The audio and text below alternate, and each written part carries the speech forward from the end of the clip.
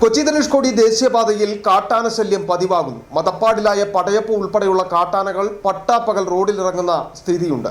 പടയപ്പ് മതപ്പാടിലാണെന്നും ജനങ്ങൾ ജാഗ്രത പാലിക്കണമെന്നും വനംവകുപ്പ് മുന്നറിയിപ്പ് നൽകിയിരുന്നു. ആനകൾ റോഡിൽ നിലയുറപ്പിക്കുന്നതോടെ പലപ്പോഴും ദേശീയപാതയിൽ ഗതാഗതം തടസ്സപ്പെടുന്ന സാഹചര്യവും പതിവാണ്.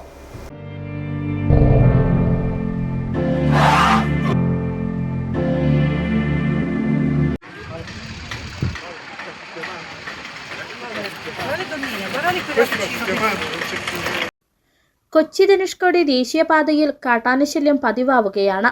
മതപ്പാടിലായ പടയപ്പ ഉൾപ്പെടെയുള്ള കാട്ടാനകൾ പട്ടാപ്പകൽ റോഡിലിറങ്ങുന്ന സ്ഥിതിയുണ്ട്. ഇത് പ്രദേശത്ത് ആളുകളിൽ പരിഭ്രാന്തി പരത്തുന്നുണ്ട്. മൂന്നാർ ടൗണിൽ നിന്ന് 2 കിലോമീറ്റർ മാത്രം ദൂരത്തിലുള്ള ഗവൺമെന്റ് ബൊട്ടാണിക്കൽ ഗാർഡന് സമീപത്താണ് പതിവായി ആനയിറങ്ങുന്നത്.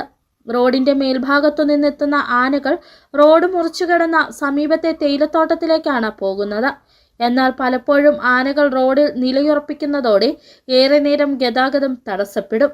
കഴിഞ്ഞ ദിവസം ഇവിടെ ഇറങ്ങിയ പടയപ്പയും കാട്ടാനക്കൂട്ടവും ഏറെ നേരം ഗതാഗതം തടസ്സപ്പെടുത്തിയിരുന്നു.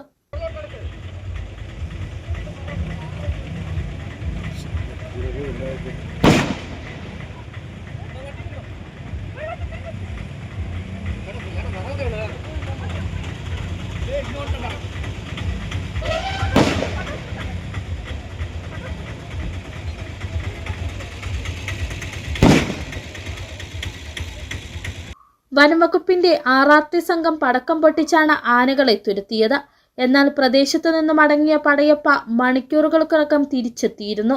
പടയപ്പ മതപ്പാടിലാണെന്നും ജനങ്ങൾ ജാഗ്രത പാലിക്കണമെന്നും വനംവകുപ്പ് മുമ്പ് മുന്നറിയിപ്പ് നൽകിയിരുന്നു.